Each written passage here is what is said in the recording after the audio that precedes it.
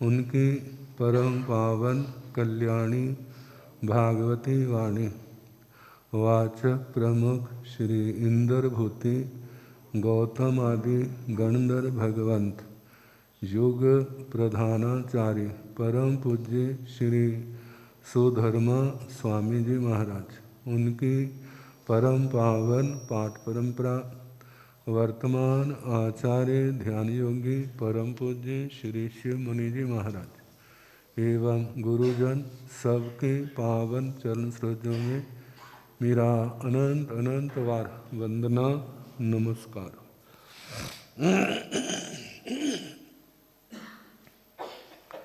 उपस्थित धर्म प्रेमी सज्जनों, माताओं तथा बहनों, 12 भावनाओं में पहली भावना अनित्य। लोग कहते हैं महाराज हमारा मन नहीं लगता। कहाँ नहीं लगता? संसार में नहीं, संसार में तो लगता है, धर्म ध्यान में नहीं लगता। क्यों नहीं लगता? इसलिए नहीं लगता क्योंकि हमने संसार को नित्य माना है। संसार के सुखों को सार माना है। संसार की चीजें हमें अच्छी लगती है। तो धर्म का रास्ता तो उससे अलग है। मोक्ष मार्ग वो अलग है। आप दुनिया पाना चाहते हैं और मोक्ष मार्ग क्या है? वो संसार को छोड़ने का उपदेश दे रहा है। आप काम भोग चाहते हैं और भगवान काम भोगों को अनंत दुखों की खान कह रहे हैं। ये आप तो सब मेल नहीं है ना। प्राय करके हम लोग, आप लोग धर्म करते हैं ना, ज्ञान से करते हैं ऐसा तो बहुत कम होता है। ज़्यादा तो प्रेरणा से करते हैं। संतों की प्रेरणा, बाप बुजुर्गों की प्रेरणा, परिवार की प्रेरणा, रीसो रीस, यही बात होती है। आत्मा की प्रेरणा से ये संसार नश्वर है, ये सुख सच्चे सुख का साधन नहीं। सच्चे सुख का साधन क्या है? वो तो विराग, संयम, तप है। श्री उत्तराधीन सूत्र का 29वां अध्ययन, जो एक प्रकार से मोक्ष मार्ग दिखाने वाला है। नाम ही जिसका सम्यक्त्व पराक्रम। इसका मतलब क्या है? सम्यक्त्व का मतलब सच्चा, पराक्रम दूसरे पर आक्रमण करना। आक्रमण कब होता है? जब शक्ति का प्रयोग किया जाता है। दुनिया के अंदर पराक्रम तो सब करते हैं, लेकिन उनका पराक्रम संसार को बढ़ाने वाला है। वो पराक्रम सच्चा नहीं है, उसको बाल कहा है, अज्ञानियों का कहा है। हम जिस शक्ति का प्रयोग कर रहे हैं उससे बैर, विरोध, अशुभ कर्म, इनका बंधन हो रहा है। फिर उसको हम सच्चा कैसे कह सकते हैं? सच्चा पराक्रम क्या है? जो हमारे कर्म बंधनों को रोके, जो हमारे कर्म बंधे हुए कर्मों को काटे, वो पराक्रम सच्चा है। तो ये कहाँ लगेगा? ये है संयम में, भोगों से निवृत्त होने में, संयम का पालन करने में, तपस्या करते निष्काम भाव से। हमें संसार की कोई चीज़ नहीं चाहिए। ये संयम, ये तप किस लिए पाला जा रहा है?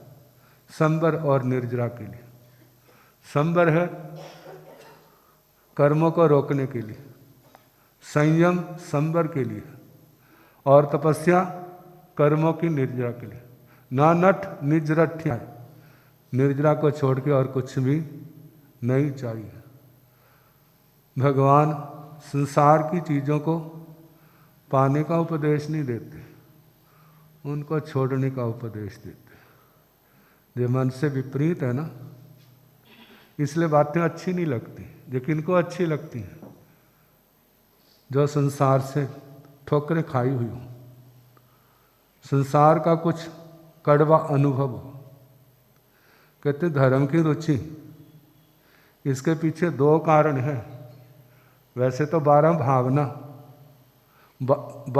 10 रुचियां आती हैं, अलग अलग कारण, लेकिन मूल में देखा जाए जा तो उसका रुचि पैदा होती है जिसके अंदर कुछ प्रकाश हो, समझ पैदा हो, उसको धर्म की रुचि पैदा होती। मैंने धर्म करना। या जो दुनिया का ठुकराया हो, दुनिया के अंदर ठोकरें खाई हो, फिर कहते सारे झूठे हैं, कोई भी सारे मक्कार हैं, धोखेबाज हैं। जब उन्हें ठोकरें मारी है ना, तभी लगता है। जिस समय तेतली पुत्र और उसने पोटिला से वायदा लिया था, मैं तेरे को आज्ञा दे दूंगा, लेकिन आपने मेरे को देवलोकों में जाएगी तो मेरे को प्रतिभो देना। कहते ठीक है, वचनबद्ध हो गए। और तेतली को राजा की ओर से पूर्ण सम्मान मिल रहा है। वो सोचता मेरा स्वर्ग तो यहीं पर है। देखो कितना सम्मान, जहां जाता हूं जय जयकार होता है। राजा भी मेरे सम्मान के लिए खड़ा हो जाता है। इससे बढ़ के दुनिया में और क्या होगा। लेकिन वो तेतली, वो पोटिला जब देवता बनी, कह रही है तू साधु बन जा। मानने के लिए तैयार नहीं है। क्या जरूरत है। राजस्थान में एक संत दीवान को कह रहे धर्म ध्यान किया करो। कहते महाराज पूर्व जनों का पुण्य खाए, आगे वास्ते कमाए। यदि हमने ना प्रयोग किया तो खत्म हो जाएगा। कहते बड़े चालाक हैं। चालाकी कहेंगे उसको, होशियार थोड़ा कहेंगे। अपनी बात ऊपर रख रहे। कहते कोई बात नहीं, तो पूरा जन का कमाया खा ले, लेकिन इसको खाते खाते तेरी डेथ हो गई और मरने के बाद सुअर बन गया। क्या बना? सुअर, गधा, कुत्ता। जब बनेगा ना और इस घर को पहचान लेगा, यही आसपास में जन्मा, और फिर देखना कहना ये घर मेरा है। किसका घर है? आने देगा कोई उसको? सुअर को पहले तो द्वारपाल खड़ा ने डंडा मार के भगा देगा, तेरा सिर फोड़ेगा। और कुत्ता आया तो जब पिठ के ऊपर लाठी पड़ेगी, फिर देखना। गधा बना तो गधा वाला जब डंडा आएगा ना पिठ के ऊपर, फिर देखना तेरी क्या स्थिति होती है। अब तेरी मर्जी, हम जा रहे हैं। कहते मारे रुक जाओ। क्या करो? मेरे को खोता नहीं बनना, मेरे को सुअर नहीं बनना, मेरे को कुत्ता नहीं बनना। बोलो क्या हुक्म है? कहते व्याख्यान में आना, सामायिक संदर करना, भगवान की वाणी सुनना। भोग से मोक्ष नहीं, भोग से भोग का परित्याग करके योग धर्म आराधना की ओर बढ़ना, तब इस आत्मा का कल्याण होगा। कहते खाते पीते भगवान नहीं मिलते। दुनिया तो कहती है ना, खाते पीते हार मिले तो हमको भी कहना, सिर के सिटके हार मिले तो चुपके चुपके रहना। फिर ऐसे भगवान की जरूरत नहीं है। कहते भगवान कोई खाली बैठा हुआ ना, भगवान का घर कूड़ा घर नहीं है कि दुनिया का जितना कूड़ा है सारा क्या कर दो, वहाँ तो वो ही जाएगा जो शुद्ध होगा, जो शुद्ध नहीं है उसको परे से ही द्वारपाल। तुम्हारे तो एक होता है, वहाँ पता नहीं कितने द्वारपाल हैं, कितने माया जाल है वहाँ पहुँचने के रास्ते के अंदर। कहते मोक्ष में जाना है, पहले तो भवनपति बाण यंत्रों का माया जाल, फिर ज्योतिषियों का, फिर पहले देवलोक का, दूसरे देवलोक का, आखिर में 26 में देवलोक तक। फिर भी आगे से रोकने के लिए सिद्ध शिला क्या है।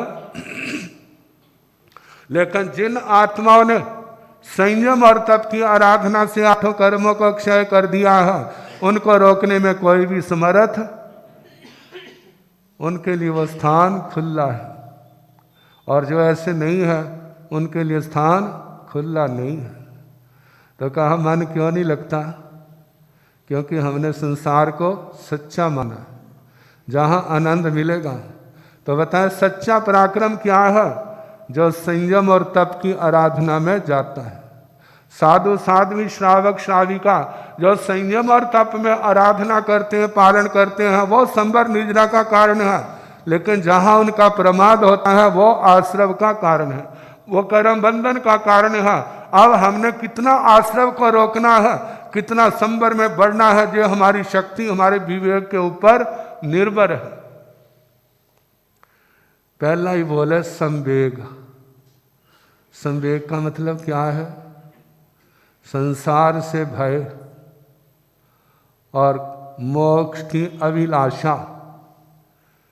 संसार से भय, दुखों से तो सारे डरते हैं, सुख से कोई नहीं डरता। लेकिन सुख दुख का कारण है। सुख किसका कारण है? दुख का कारण है। क्योंकि भौतिक सुखों के चक्कर में जो पड़ा वो आश्रव का सेवन करेगा, कर्म बंद होंगे, फिर संसार पर भी परिभ्रमण होगा। कहते सुख चाहते हो तो दुख का सामना करना पड़ेगा, स्वर्ग चाहते हो तो नरकों का भी सामना करना पड़ेगा। यदि आप नरकों से बचना चाहते हैं, दुख से बचना चाहते हैं, तो सुख और स्वर्गों का भी परित्याग करना पड़ेगा, तभी वो अनंत आत्म समाधि मिलेगी।